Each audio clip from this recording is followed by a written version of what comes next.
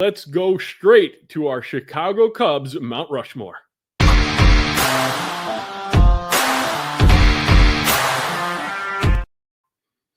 David, tell us your Mount Rushmore for the Chicago Cubs. First of all, I gotta say this. Cubs, man. I'm a Cubs fan. I grew up Chicago Cubs. My gift from my wife the other a couple Christmases ago was Ryne Sandberg signed baseball card. Above me, you can barely see there. I'll give you a little. That's Ryne Sandberg up there. I am diehard Chicago Cubs fan growing up. Got the camera off a little bit. And there. Your autographed baseball card is right next to Sandberg's rookie in my display case, FYI, just because I know how much you love him.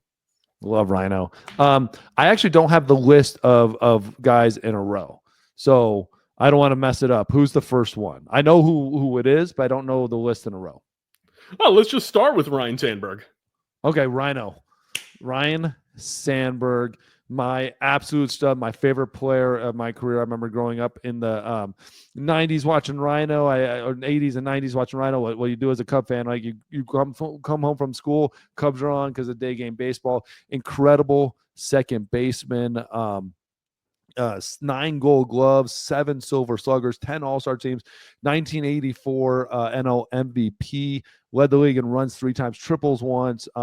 He won a home run derby. Everybody's got to talk about home run derby. Numbers obviously retired in Chicago, but just a incredible second baseman, just doing crazy power stuff that second baseman didn't do. I did hear a lot of things like he didn't really necessarily sacrifice his body, wouldn't dive for stuff when balls are out there too much, but just I love Rhino, man. Just God, Rhino.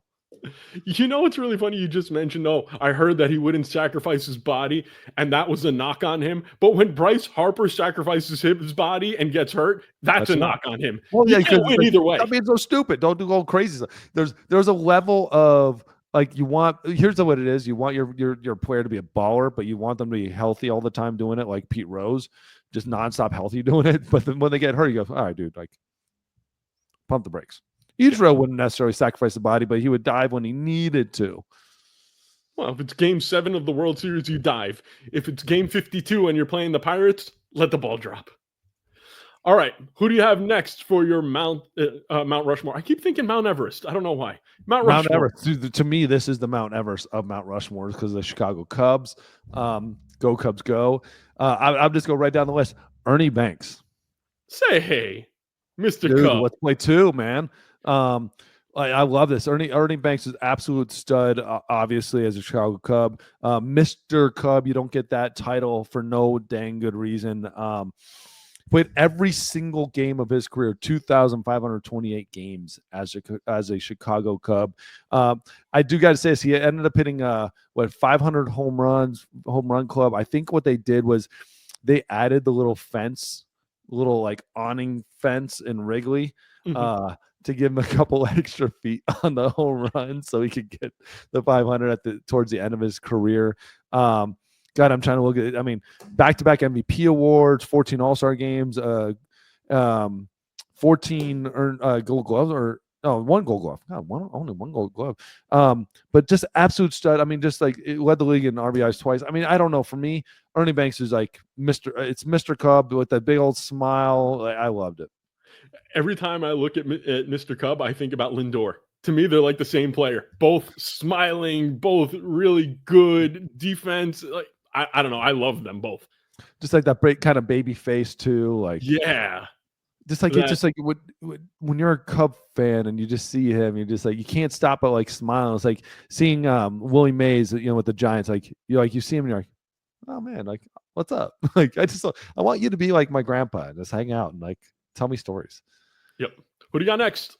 Who do I got next?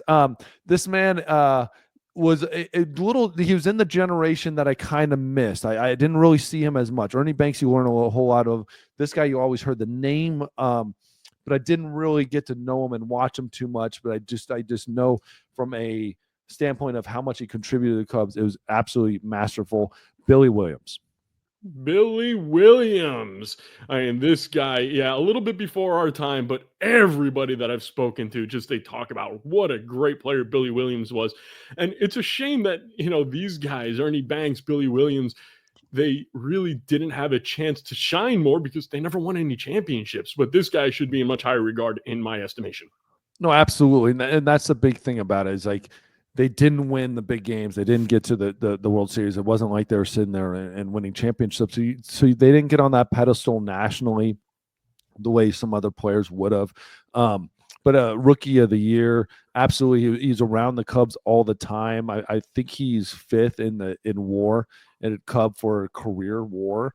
And he's just one of those guys that like when you're a Cub fan and you're a Cubby, you know him and he's there and he's around the team a lot. But outside of that, you just don't you don't hear his name the way you hear about other players. Yep. And finally, your last player is slamming Sammy Sosa. Absolutely defined the 90s and early 2000s for the Chicago Cubs. The home run derby with him and Mark McGwire, the home run race to pass Mickey Mantle. It was basically a home run derby. It was basically a home run derby. Just that whole thing in 98 was absolutely insane. Like his power was incredible. His stance, the way he celebrated home runs, everything kind of became iconic. His double tap in the chest, kissing the lips, and then thanking God. You just that little hop after he hits home runs, just insane amount of power. And the thing was yeah, we can all have conversation about why and how it got there. At the same time, though, the swing was absolutely beautiful and perfect, and you couldn't get a fastball by him to save your life. He might take some huge, massive hacks. He might have had a back corked a time or two, but it was just insane. So he sits out there, he hits 66 home runs. He has hit 63 home runs, 50 home runs, 64, 49, 40. He drove in 100 runs, just an insane amount of times.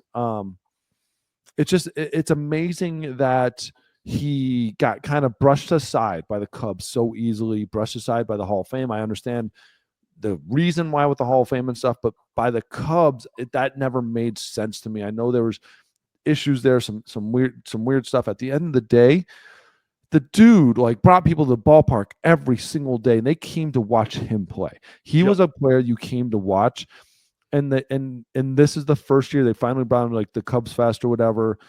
It's absolutely sad to me that he just gets brushed aside as if it never happened. Let's call it what it is. He and McGwire saved baseball after the strike. So you don't like steroids, fine, but don't belittle what the man did. If you have a problem with him, the only thing I have an issue with is why did he bleach his face? Other than that, I'm cool.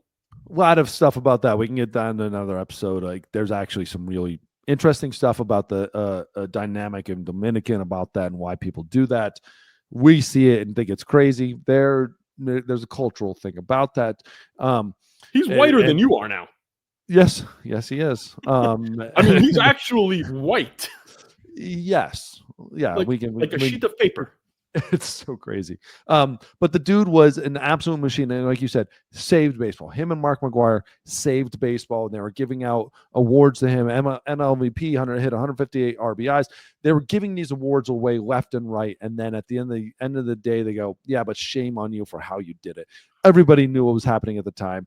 Stop it with these writers. Stop putting yourself on this high horse. You were giving out the awards, knowing what guys were doing, and then afterwards going, yeah, but I didn't like how they did it now. Screw all of you guys. I loved him as a player. I had a Sosa jersey. He was just incredible to watch. I'm glad. I would have loved to have faced him right in his prime. Him and Mark McGwire would have loved in their prime to face him.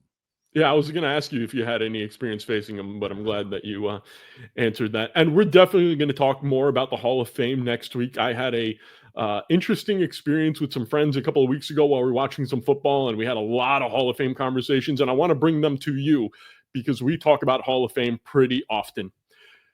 Before we go to our final segment, let me know who is your guy on the way that has a chance to go into the Mount Rushmore. And let me know who is your last man out. All right, so the last man out, the first man out. I've got two classic Cubbies. One was a guy that played in the 1800s. So I'm not going to list those guys necessarily on this unless that's Cy Young. I think he's 1914. But Cap Anson, actually the Cubs leader in WAR. The dude was just absolutely insane with how he did. He played 22 seasons in Chicago, hit 330, 4 batting titles. I mean, all-time leaders in hits, runs, RBIs, doubles, Hall of Famer and 39. To me, it's a little too early.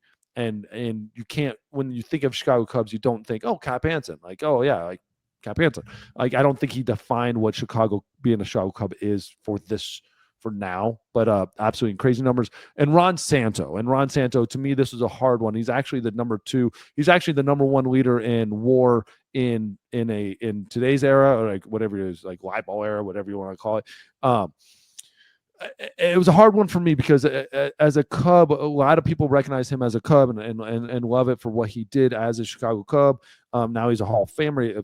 Unfortunately, they put him in Hall of Fame after he passed away, which is kind of crazy, especially with how good he was. His numbers retired, played 14 years.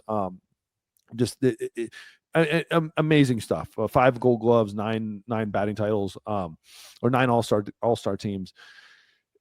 It's just, I think those other guys represented like what it meant to be a Cub a little bit more. He like loved it, died hard, like, but he fought so hard to be in the Hall of Fame. I think it turned a lot of people off. Where Billy and Ernie just kind of like always had this smile and just was. And to me, I just thought those other ones just represented a little bit more. And so I don't know. I disagree with me as much as you want, and I will never disagree with you on that one on Ron Santo. But it was a hard one for me. And then when I look at the team now, it's a little difficult. Like when I put the list together, the one guy I thought that could make this list, it's going to take a lot of work, but he's on a great start, is Justin Steele. Incredible start to his career as Chicago Cub. It's going to be incredibly difficult in this day and age as a starting pitcher to make a list like this, especially with some of the historic players they have. But at the end of the day, if he keeps pitching like he did, especially his rookie year, almost a Cy Young award, like 2 years ago, almost like Cy Young candidate, like right there. If he just keeps pitching like that, you got to look at him and think maybe he'll be the best pitcher in Cubs history, because there aren't a whole lot of like crazy pitchers. Fergie would be the one guy I would really think is right up there, is probably the best pitcher in Ferguson Jenkins, best pitcher in Cubs history. You got Mordecai Brown, obviously. He was Mordecai Brown. Damn. Forgot he was a pretty damn good player too. But you know, Greg Maddux was really, you know, brave when he would separate himself rookie of the year, I think, with the Cubs, stuff like that. But you There's know, maybe one guy who Rick hasn't Stuckler. been in this conversation that I'm surprised hasn't been brought up. I don't know if he should be on the Mount Rushmore, but the Hawk. Oh, here's the problem with the Hawk. Andre Dawson, dude, die hard Andre Dawson fan, the Hawk fan. He was so good in Montreal. He didn't go in as a Cub. He went in as an Expo in the Hall of Fame. And that, to me, just did not spend enough time in Chicago to put himself in a level like Mark. I would have Mark Grace above Hawk. You know, and that's the thing. Like, Mark Grace represented probably more what it meant to be a Cub than the Hawk, because he just spent too much time in other places. God, I remember when Mark Grace was a rookie, and all I wanted was Mark Grace and Chris Sabo rookie cards. Those were the 2 big first baseman chases in '88, I'd like to say. Most hits in the 90s. He had more hits in the 90s than Tony Gwynn, which it's like, what? Like, how does that even happen? How does anybody have more hits in the 90s than Tony Gwynn? But Mark Grace did. Yeah, I got to meet Mark Grace when he was working with the Diamondbacks organization. I was hanging out with JJ Putz one time, and he happened to be there. Seems like a nice guy. I didn't really get to talk to him too long.